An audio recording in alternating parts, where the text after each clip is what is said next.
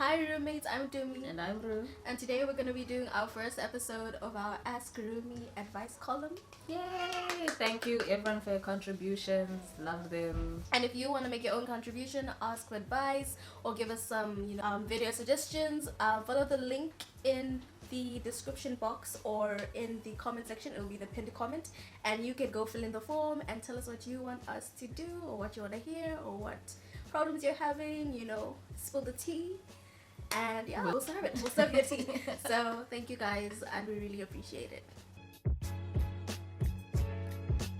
So the first question we got was, can you talk about healthy communication in relationships, especially for those who have experienced trauma in romantic, platonic, or familial relationships and find it hard to voice their feelings?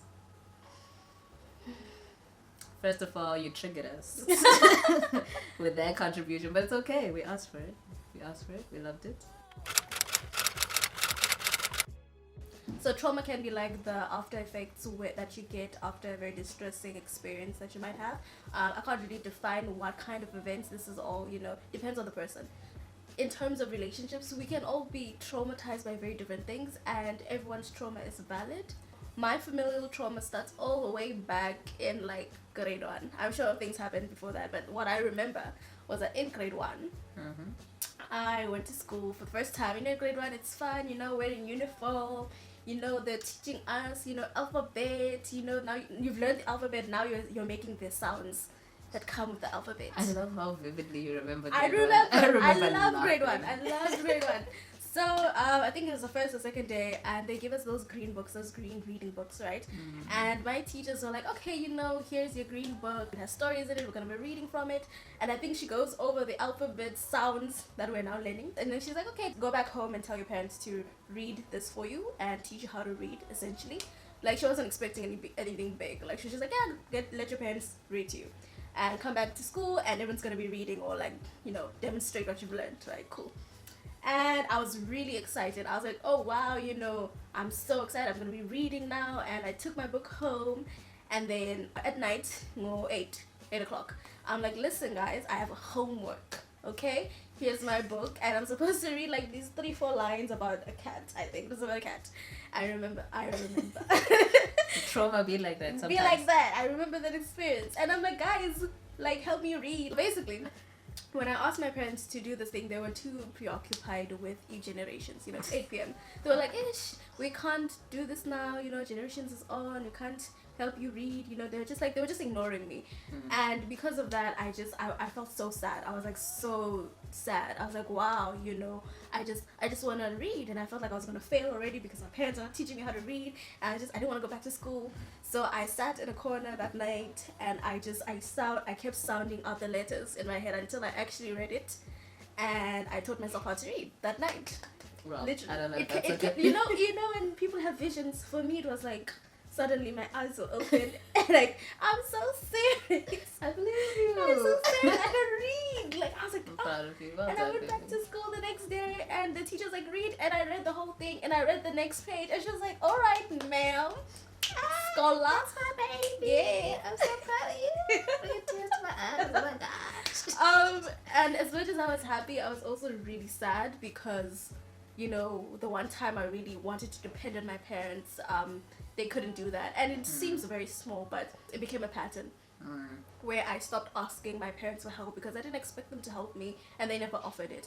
So I very much depended on myself emotionally, and that led to a lot of repression, and it made it very difficult to form like a proper relationship with my parents where I'm like open about my emotions and things that happened to me. Like I didn't feel safe enough to come forward.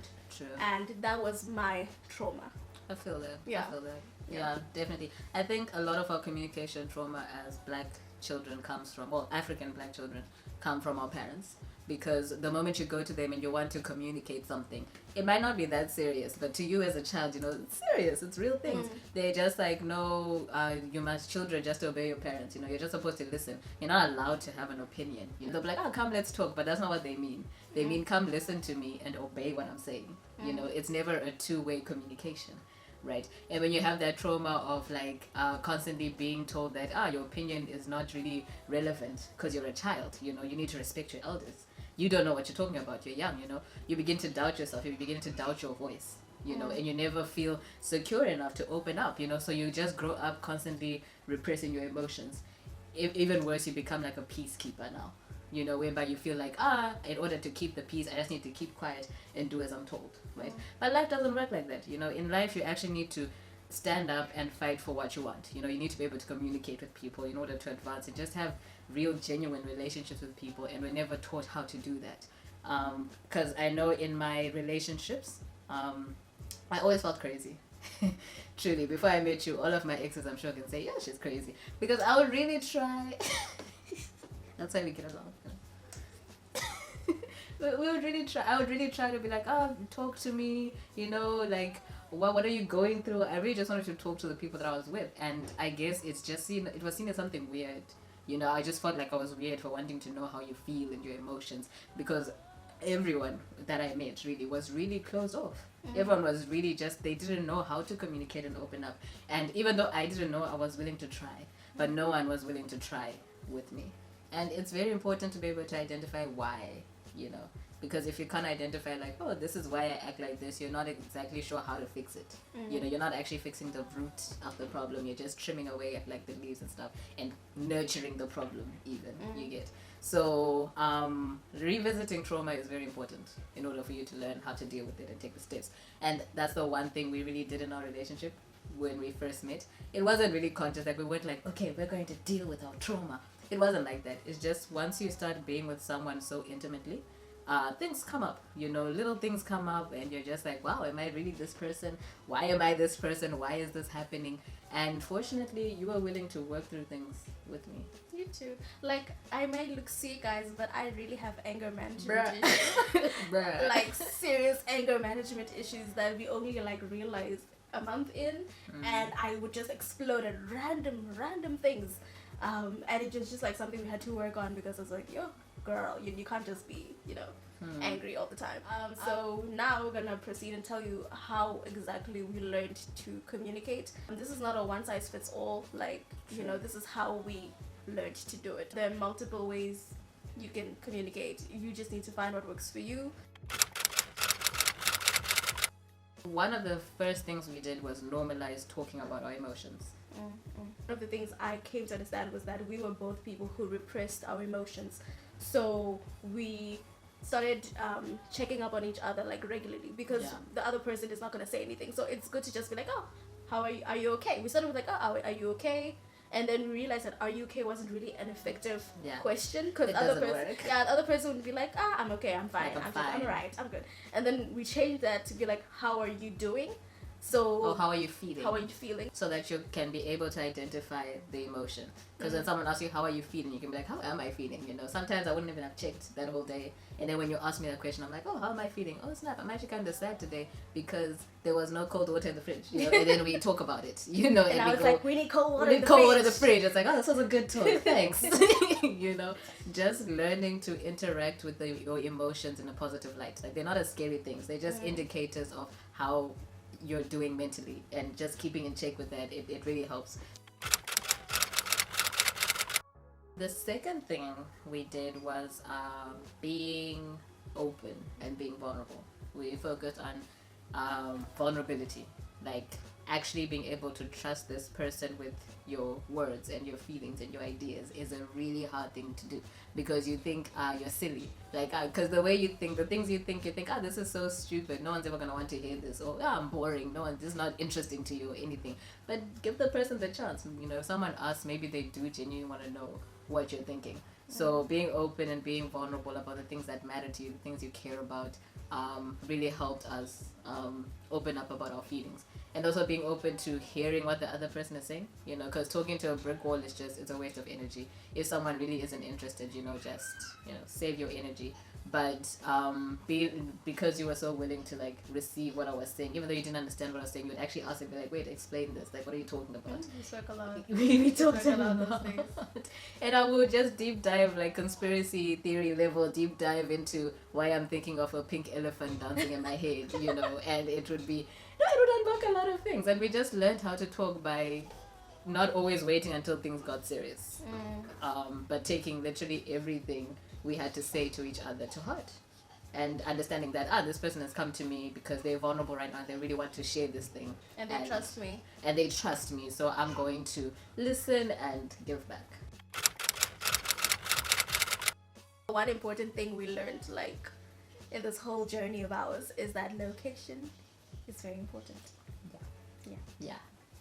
It was hard for her to learn this because she would try to pick a fight with me when we were with our friends, you know, like it's party vibes, and she's there like trying to be like, I'm being open about my feelings, and I'm like, it's not the time right now. It was just weird. Like, I can't open up to you about, you know, my innermost thoughts and feelings in front of like 20 people that I don't know, you know. So it was very like, okay, we can talk when we're at home or, you know, alone, you know, where it's in a more private setting. Now we can have the conversation that you want to have. Yeah, it was just a very selfish act. Like, you know, I didn't take her yes ma'am, I didn't take her emotions into consideration. I just felt like, you know what, we need to talk now, and we need to do it right now because I'm upset right now, and we need to fix it right now because you know, and it was just mean. Thank you. It's really rude. Are like, you I remember apologize? the one time I did apologize. Yeah, I'm sorry. thank you. And you know, I think the one time we started arguing at like Checkers, you know, just I think it was about cake, and it turned into a whole thing. But like, yeah. Anyways. Yeah. I mean, I learned this from my mom. You know, like, you know, when you're asking for something from your parents, you know when the vibe is right to ask for something. You know, for me with my mom, I had to wait for her until after she ate, right, and she had to be sitting in front of the TV, and then I have to offer to make her tea. I'm like, mama, do you want some tea? You know, I'll make you some tea. I'm like, how's your day? You good? Okay, cool. And then now I know she's relaxed and she has her tea, and then now I can have the conversation I'm trying to have. So location.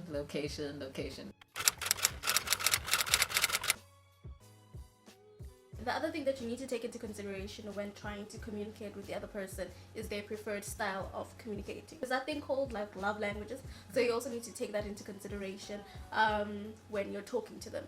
I know that for her, she feels very secure when touching her or like holding her hand, and we're just talking, and that makes her feel secure. She is very much a words of affirmations person, so I need to be very careful of how I structure my sentences.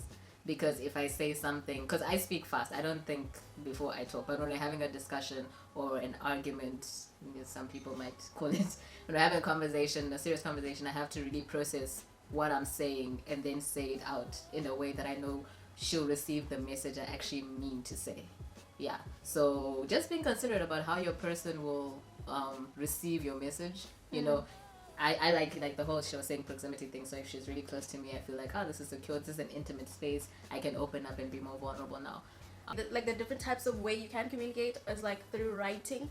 I know it sounds strange, but like it can work in certain situations. I remember like that 8-year relationship of mine at some point in primary, and I think this was like the golden age of that whole relationship. That was like when it was just good. God, I love hearing how great your relationship was.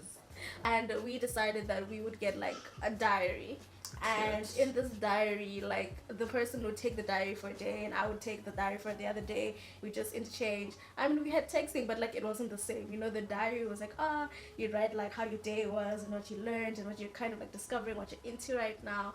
And then I would take it, I'd read that, and I'd be like, cool, and then I have this fun. And that was like really nice because we were learning so much about each other in such a very intimate way. And it also just didn't need that direct, you know, confrontation that can be also like very intimidating. So I also took that in with me when I came into this relationship. So in the beginning, when it was very difficult for us to be very confrontational with each other, when we were still very much like stonewalling and repressing our emotions, when we had like an argument or a tough discussion, we would take some time to be just, you know, silent and alone. Like we wouldn't leave, but sometimes, you know, she'd take a walk or whatever to just clear her thoughts, and she would come back and would start like maybe writing in her diary, like write out her emotions, and I would also write out my emotions. And then after like a while of just, you know, processing and being, you know, self-reflecting, we'd like switch diaries and then I'd read hers and then she'd read mine, and then we'd just be like, what did you mean by this, or what was happening here? And then we start talking. It was very difficult for us to talk in the beginning. Yeah. So we had to start first communicating with ourselves. So that's what the diary was for. We started communicating with ourselves. We'd be like, oh, journaling our emotions, and we just talk. Communication doesn't necessarily need to be for relationships only. You need to be a good communicator with yourself. True. So that was the first step for us. I think the most important thing that helped us learn how to really communicate with each other was using the I message instead of the you message. So first you identify the emotion, and then second you self-reflect, do some inner work trying to understand why you feel this emotion, what caused the feeling to occur. And the third thing was the I message that she mentioned. That's where it comes in when you're trying to communicate this with the other person. So instead of saying you made me angry because you didn't put the water in the fridge, it's I'm angry because I did not find the water in the fridge. What that sentence does, right, is that it takes away focus from how the other person made you feel, right? And now you're both focusing on what the issue actually is. The issue isn't that you made me angry. The issue is that I'm angry because there was no cold water in the fridge. So now we start focusing on okay, we should set up a system to make sure that there's always cold water in the fridge. And now your partner doesn't feel attacked. You're not attacking them for leaving the water out of the fridge. Or giving them responsibility of your feelings also, which can be it can be a lot of pressure. It's a lot of stress to be like, oh, I'm responsible for your happiness. It's pressure.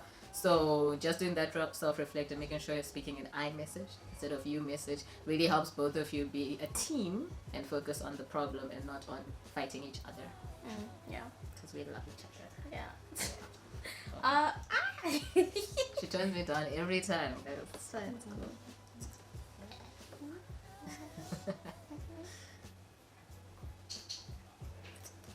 Communication is hard, and it's different with each new person that you meet. They have different ways of communicating, but it can be fun. And I think just being open to whoever you're trying to communicate with and be like, hey, yo, I'm actually trying to communicate with you. I don't want to hear I'm fine, I'm okay. I genuinely want to know what's up. Will help people actually learn how to open up as well, because we're all traumatized, guys. Yeah, and the other thing that you need to remember is that you're not responsible for other people's emotions or reactions. You are only responsible for your emotions, and reactions. And you cannot force people to open up to you. That's not your job. You are there to be an active partner and help the other person if they want the help. True. Just don't be too hard on yourself. This takes a lot of practice. It's not something you're gonna nail. If you do, that's amazing. Write a book. We're still struggling with communication. There'll be days that we really are not communicating, and we just take some time off and just be like, okay, what actually is happening? What's going on? What are you trying to say? So don't be too hard on yourself, and if you really can't solve it yourself, it's okay to ask for help. Get actual professional assistance from psychologists or counselor. And I hope you guys are taking care of yourselves in these difficult times. Please wash your hands. Don't be like, it's done, it's over. It's not. So please take care of yourselves and take care of your loved ones. We'll see you in our next video, hopefully in a few days. So yeah, bye.